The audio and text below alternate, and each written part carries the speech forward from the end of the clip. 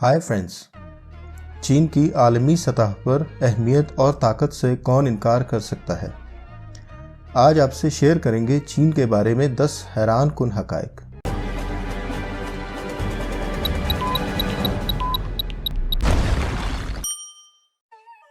चीन दुनिया में पाए जाने वाले सारे के सारे पांडा रीछों का वाहिद मालिक है। मतलब अगर आप दुनिया में कहीं पर भी कोई पांडा देखते हैं तो वो चीन ने ही रेंट पर दिया होगा। एक और फैक्ट ये कि चीन में दुनिया के किसी भी दूसरे मुल्क से ज़्यादा गधे पाए जाते हैं।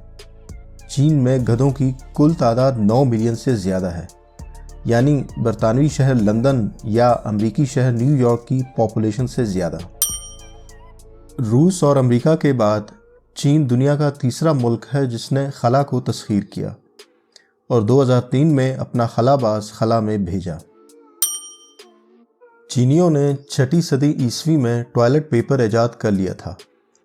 बियर बनाने वाले मुल्कों में चीन सर फहरिस्त है और चीन दुनिया भर में बियर का सबसे बड़ा एक्सपोर्टर भी है।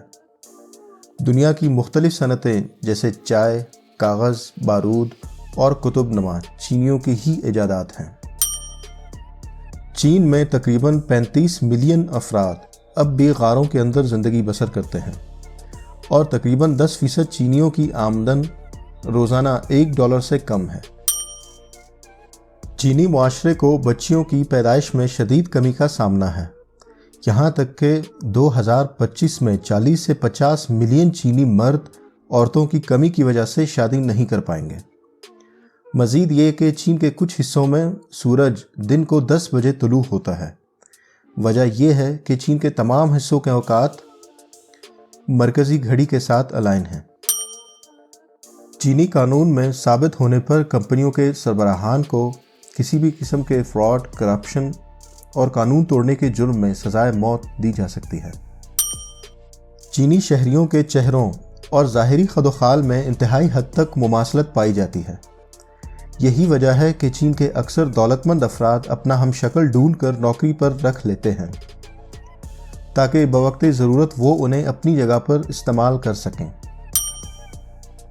चीन में ऐसे रिहेबिलिटेशन सेंटर्स वजूद रखते हैं जहां पर वो अफराद रुजू करते हैं जो ख़ुद को इंटरनेट, मोबाइल या लैपटॉप की कसरत इस्तेमाल की बीमारी में मुब्तला पाते हैं।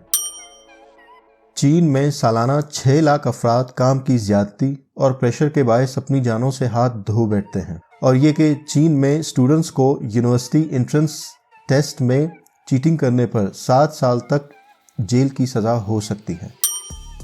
चीन में सनती तरक्की का ये आलम है कि अमरीकी शहर सैन फ्रांसिस्को में फ़ज़ाई आलूदगी का 1/3 हिस्सा चीन से आता है। अब अमरीका और चीन एक दूसरे से कितनी दूरी पर हैं ये खुद ही देख लें।